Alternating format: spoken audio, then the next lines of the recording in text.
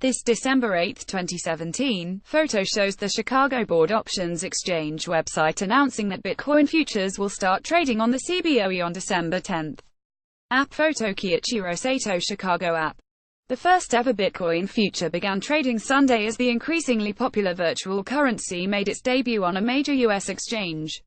The futures contract that expires in January rose $340 to $15,800 in the first hour and 15 minutes of trading on the Chicago Board Options Exchange. The contract opened at $15,460, according to data from the CBOE. The CBOE futures don't involve actual Bitcoin. They're securities that will track the price of Bitcoin on Gemini, one of the larger Bitcoin exchanges. The start of trading at 5 p.m. CST overwhelmed the CBOE website. Due to heavy traffic on our website, visitors to www.cboe.com may find that it is performing slower than usual and may at times be temporarily unavailable, the exchange said in a statement. But it said the trading in the futures had not been disrupted. Another large futures exchange, the Chicago Mercantile Exchange, will start trading its own futures on December 18, but will use a composite of several Bitcoin prices across a handful of exchanges. The price of a Bitcoin has soared since beginning the year, below $1,000, hitting a peak of more than $16,858 December 7 on the Bitcoin exchange CoinDesk. As of 6:25 p.m. CST, it was at $15,244 on CoinDesk. Futures are a type of contract in which a buyer and a seller agree on a price for a particular item to be delivered on a certain date in the future, hence the name. Futures are available for nearly every type of security but are most famously used in commodities such as wheat, soy, gold, oil, cocoa and, as dramatized in the Eddie Murphy and Dan Aykroyd movie Trading Places, concentrated frozen orange juice.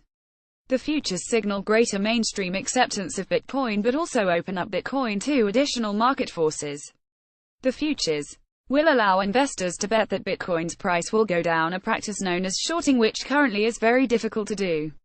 There have been other attempts to bring Bitcoin investing into the mainstream.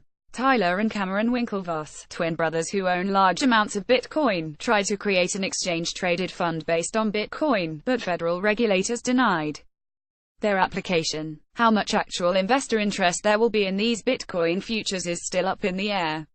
Many larger Wall Street brokerages and clearinghouses, including Goldman Sachs and J.P. Morgan Chase, are either not allowing customers to trade Bitcoin futures or only allowing select clients to do so.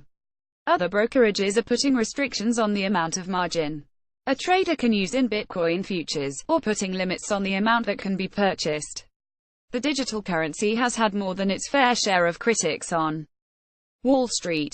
J.P. Morgan Chase CEO Jamie Dimon has called Bitcoin a fraud.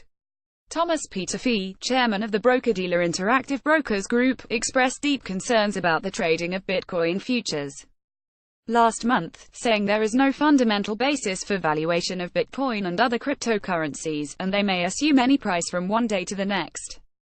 Peterffy noted that if Bitcoin futures were trading at that time, under the CBOE's rules, those futures likely would experience repeated trading halts because 10% or 20% moves in Bitcoin prices have not been unusual in recent months. Bitcoin is the world's most popular virtual currency.